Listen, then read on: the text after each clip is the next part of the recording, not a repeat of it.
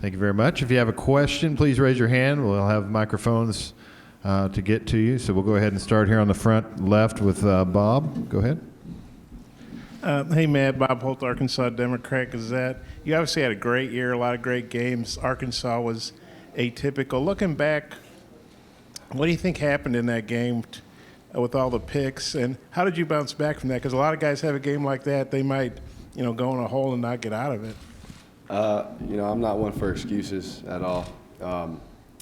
That game was fully my fault. I take full responsibility for that, and it's just that I've never experienced drop 8 before. Prior to that, I never went through the ins and outs of drop 8. It's those mistakes were fixable. As I watched the film over and over, you can see the open man. You can see I just didn't have the right thought process in that playing against that defense. And I can promise you one thing, that next time I play that defense, it's going to be much different.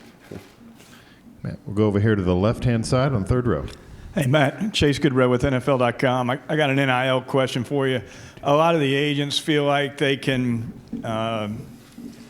build a good relationship with a player and then because of that relationship get them to sign the NFL contract later on. Do you see it that way, or is it a separate decision for you? It's definitely a separate decision for me, but there is a lot of people that are trying to take it in that direction for sure. Okay, we'll go right here in front in the second row. Hey, Matt. Joey Blackwolf, BamaCentral.com. Between yourself, JT Daniels, and Bryce Young, there are 3 quarterbacks in the SEC, starting quarterbacks that are from Southern California. Combine that with DJ Uiagalelei and then CJ Stroud from Ohio State. There's a lot of Southern California talent in college football. First off, what's in the water from where you're from? And secondly, how do you feel about having those 3 starting quarterbacks from your region in the SEC? I grew up playing against those guys or just going to camps with them, and it's really – it's truly a blessing just to see, watch us grow, not only as football players but as men, and just to see how we changed and evolved. I'm definitely looking forward to each one of their seasons, and I know they're going to do really well. Okay, we're going to go over here on the right-hand side. We have a question over here on the right. Okay, send it. All right, we'll go back over here on the left-hand side. Back over, Parrish. Go ahead. Hey, Matt. Parrish Alford, Daily Journal. Lane said he'd like to see you become more consistent. What do you think? What areas do you feel like you need to be more consistent in? I believe that he's talking about just, the Arkansas game. The Arkansas game, the LSU games. Minusing those turnovers, and ultimately just minusing those turnovers, and that's going to come from film study and just understanding what looks we're going to get when we run this specific 12 personnel, 11 personnel, 10 personnel, or whatever the case may be. Just having a plan, and if not, being able to respond to what's different when we get out there. Okay, we'll stay right there, right next door. Michael Katz from the Daily Journal. There was an article on CBS today where you kind of talked about mental health and that sort of thing. I'm curious why that's something that you're passionate talking about. Not everybody is willing to be open about that sort of thing. The whole COVID, was really a blessing for me. We had a whole 2 months off. It felt like, I want to say we had a full 2 months off.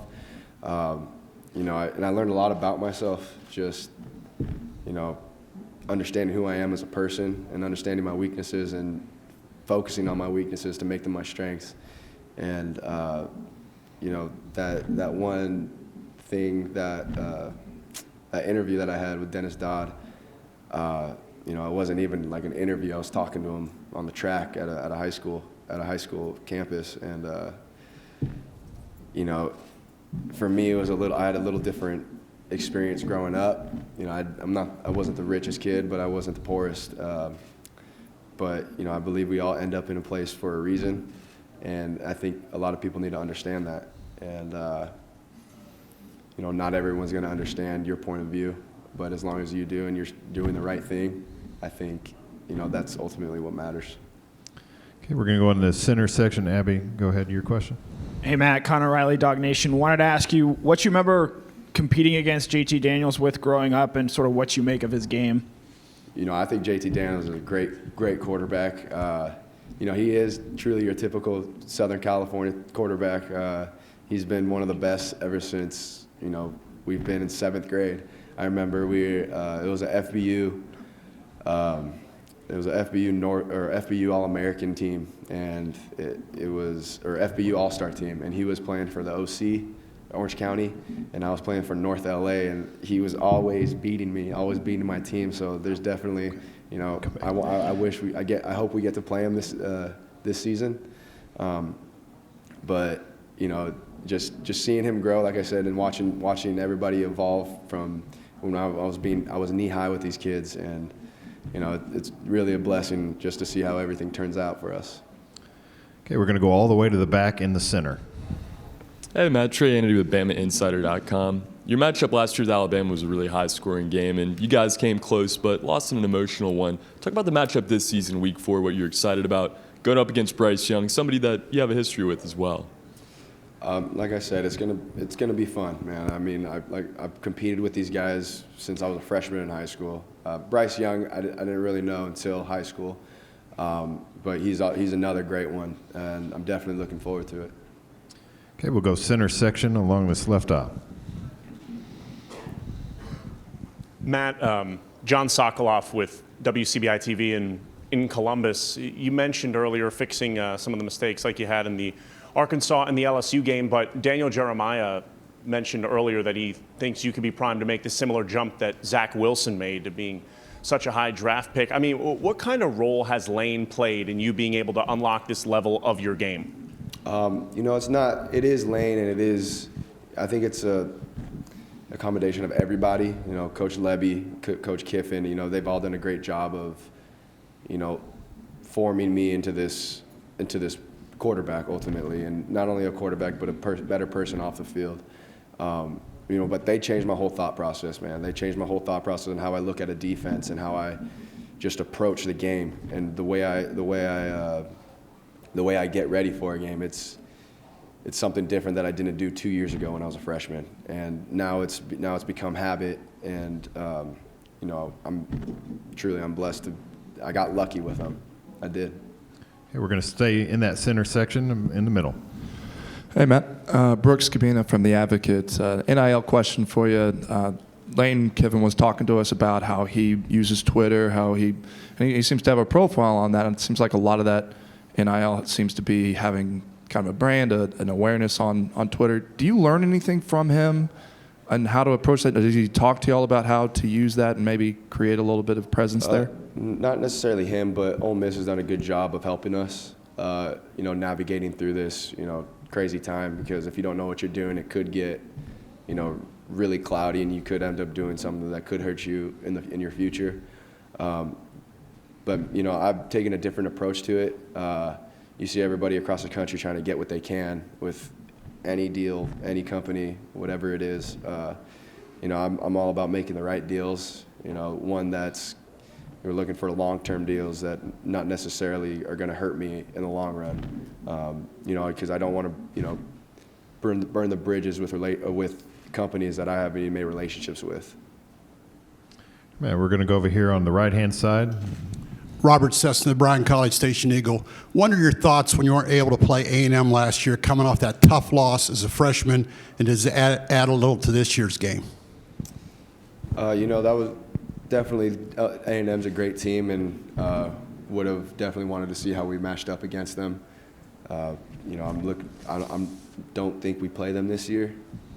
I'm not sure, but definitely, yeah. Did we play them this year? We do? Okay, well, I'm looking forward to that matchup. One game at a time. All right, Bob, go ahead.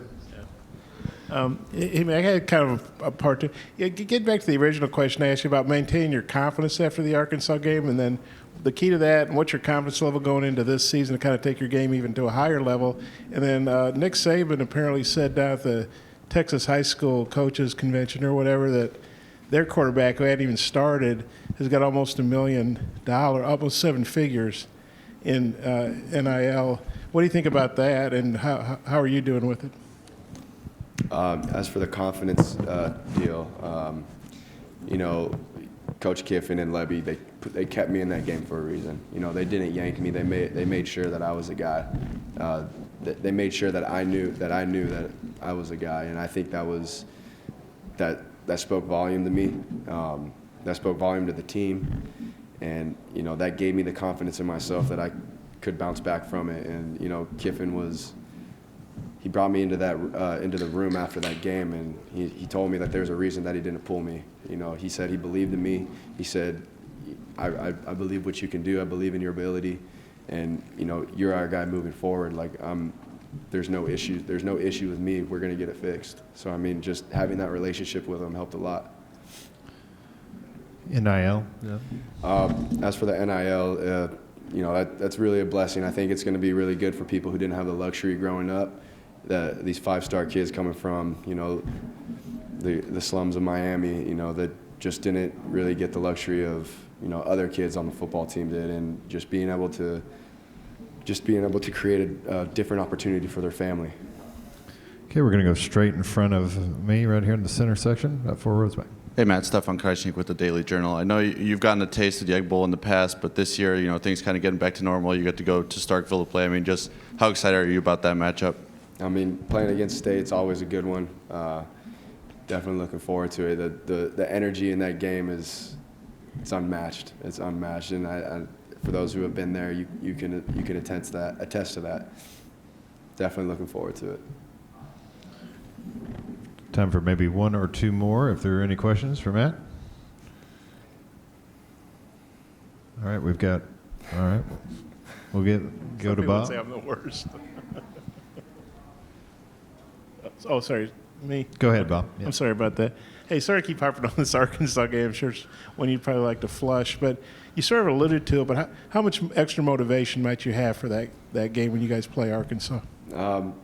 I mean, none really. I know I messed up, and I know I have an opportunity to fix it. That's all the motivation I need. All right, Matt, thank you for your time. Thank you. All right.